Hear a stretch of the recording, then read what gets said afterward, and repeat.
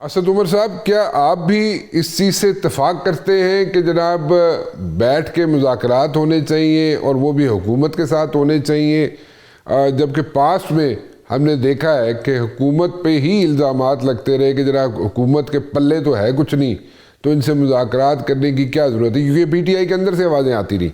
तो अभी मुज़ाकरात जो है वो करना क्यों इतना ज़रूरी हो गए और क्यों आप लोग समझते हैं कि वाकई ही मुज़ाकरात होने चाहिए? अच्छा सर, मेरी तो बिल्कुल ये पोजीशन रही है। बिल्कुल आपने दुरुस्त कहा, मैं तो पहले दिन से बोल रहा हूँ। और अब जो उन्होंने पीटीआई तो नहीं, टेक्निकली तहरीके तहफ़्फ़ुज़ आइन पाकिस्तान की लीडरशिप ने अपने प्लेटफॉर्म से ये ऐलान किया है कि वो बातचीत के लिए तैयार है। मेरे ख्याल में बड़ी खुशाइन बात है।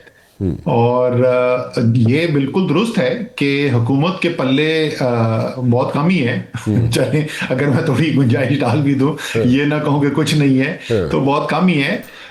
लेकिन जिसके पल्ले है वो बरह रास्त साथ मेरा तज्जिया ये कहता था कि वो नहीं बैठेंगे, और जो भी हुकूमत ने फैसले करवाने वो इजाजत लेके बैठेंगे। और अगर इसके अंदर पेशरफ्त हुई, अगर मामला जो हैं वो किसी अच्छाई की तरफ जा रहे हों, तो फिर हो सकता है कि उसके बाद तीसरे फरीक के साथ भी बैठ के बात करने का मौका मिले। अच्छा, so basically what you are eyeing on is कि इनके साथ बैठेंगे तो ये हुकूमत जो है ये मतलब कि अल्टीमेटली इनसे बात करने के बाद अल्टीमेटली आपको फ़ौज वालों से ही बात करनी पड़ेगी और वो वहाँ तक आपको एक एक्सेस मिल जाएगी, या इस तरह? मैं गलत तो नहीं कह रहा, गलत कह रहा हूँ तो मुझे करेक्ट कर लें। मैं ये कह रहा हूं कि ये शक्ल भी इख्तियार कर सकता है। तो या तो हुकूमत जो है वो फौज की लीडरशिप के साथ बैठकर कुछ फैसले करवा के फिर वो वापस बैठेंगे इनके साथ, और जो फैसले चाहिए वो मिलेंगे तरीके इंसाफ को। और या फौज की लीडरशिप अगर को लग रहा हो कि कोई मस्बत है और उनके लिहाज से अब माहौल ठीक बन गया, तो हो सकता है वो साथ बैठ जाएं। लेकिन इसमें कोई शक नहीं है कि जब तक फौजी लीडरशिप जो है उसकी आमादगी ना हो, तो हुकूमत बराह रास्त कोई भी बड़े फैसले नहीं कर सकती, इसमें कोई शक नहीं। ठीक है, तो अच्छा, तो ये तहरीके तहफ़्फ़ुज़ आइन ने तो सिर्फ ये बात नहीं की, ये तो अल्टीमेटली इस चीज़ पे हो गए, कंसेंसस इनका बन गया। लेकिन शुरू जो हुई बात वो तो फवाद चौधरी ने, इमरान इस्माइल ने और मौलवी साहब ने की ये शुरू बात, तो उसमें जनाब उसके बाद ये थोड़ा सा टेम्पो बन गया है। तो ये इन लोगों की क्या हैसियत होगी, जैसे फवाद चौधरी हो गए, इमरान इस्माइल हो गए या मौलवी साहब हो गए? मुझे नहीं पता जी उनकी तहरीके इंसाफ जो है उनका इन लोगों के बारे में क्या उनकी पोजीशन है। मुझे इस बारे में इल्म नहीं है। तो ये तो तहरीके इंसाफ का ही कोई लीडर आपको बता सकता है। अच्छा, तो लेकिन अगर आप समझें तो मुज़ाकरात अगर हो तो ये तहरीके तहफ़्फ़ुज़ आइन वाले करेंगे और अचकज़ई साहब करेंगे और इलामा साहब करेंगे।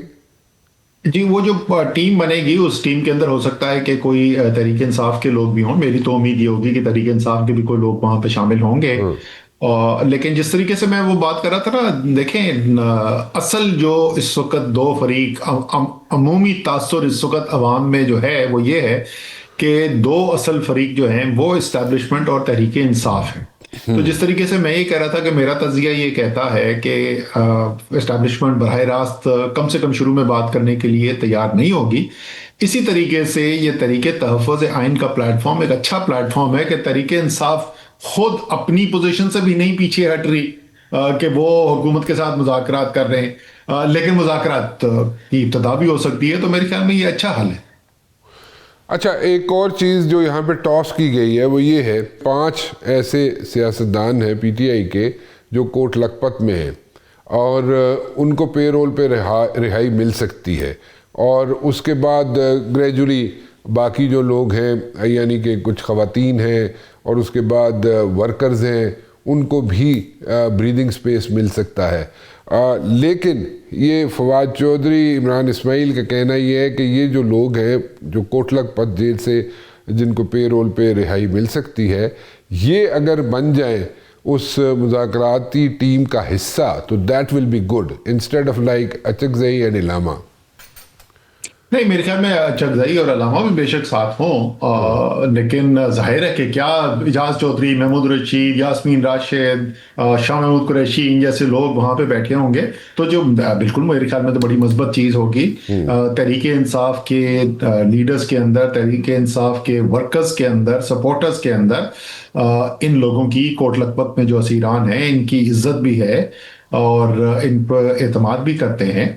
और जाहिर है कि ये इनका जो एक एडवांटेज है जो राजा नासिर अब्बास और महमूद अचकजई का नहीं है, ये इमरान खान के मिजाज को भी समझते हैं बेहतर, और ये उनके साथ एक ज़ाती इनका एक रिश्ता भी है, पुराना रिश्ता भी है। ये तहरीक इंसाफ की सियासी जो बिल्कुल पहलू जो है बारीक नज़र से इन्होंने देखा हुआ है, उसकी भी रग रग को पहचानते हैं। तो मेरे ख्याल में उस बातचीत के अंदर इनके शामिल होने से बहुत फायदा होगा। अच्छा, तो आप इस चीज़ से मुत्तफिक कहेंगे ये लोग अगर उस मुज़ाकराती टीम का हिस्सा हो तो पीटीआई के अंदर भी एक कॉन्फिडेंस होगा और उसके जनाब कोई अच्छे नताइज भी निकल सकते हैं।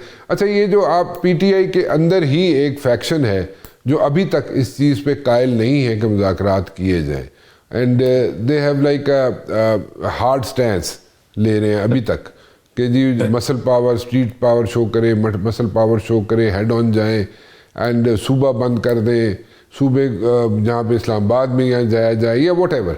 सो वो उससे उसको कैसे वो इसी तरह चलता रहेगा या वो सबसाइड कर जाएगा, या how will things happen in the days. इसलिए आपके सामने रख रहा हूँ सवाल क्योंकि आपने बड़ा वक्त गुजारा है पीटीआई के अंदर। अच्छा देखिए, ये बिल्कुल दुरुस्त बात है कि एक से ज्यादा राय मौजूद है, और ये जो बहस है ये 2.5 साल पुरानी बहस है। 2.5 साल से यही चल रहा है, एक से ज्यादा राय है इसके अंदर। मेरे ख्याल में तो दोनों राय को एक साथ रखते हुए भी कोई ऐसा हर्ज नहीं है, बातचीत ना करने की ये कोई वजह नहीं है।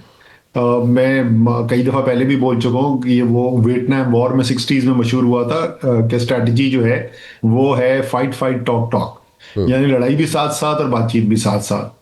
तो जिस तरीके से तहरीक इंसाफ भी तो ये बात कर सकती है ना कि देखें, इमरान खान तो जेल में, उनकी बीवी जेल में, हजारों वर्कर जो हैं वो सहुबतों को बर्दाश्त कर रहे हैं, लोगों के खिलाफ इस वक्त अदालतों से सजाएं दी जा चुकी हैं, लेकिन उसके बावजूद अगर हम बहस और बातचीत करने के लिए बैठ रहे हैं, तो अगर हम कोई जुलूस जलसा कर रहे हैं और हम कोई एहतजाज कर रहे हैं, तो ये तो कोई वजह नहीं होनी चाहिए बातचीत ना करने की। हम अपना एहतजाज का हक रखते हैं, वो एहतजाज करेंगे। आपने अपने जो ताकत है आपने वो इस्तेमाल की हुई है, लेकिन मेरे ख्याल में उस सूरत के अंदर भी बातचीत फिर भी होनी चाहिए। अच्छा, बातचीत फिर भी होनी चाहिए। अच्छा, चलें एक ब्रेक और वापस आते हैं। असद साहब, सुना ये है मैंने कि कोई ना कोई रिलीफ जो है किसी न किसी सूरत में, जो लोग, जैसे मैंने पहले प्रेडिक्ट किया था, दिसंबर के महीने में 2 सज़ाएं होंगी और एक होगी जनरल फैज़ को और एक होगी इमरान खान को। सो वो तो चलें ठीक होगी।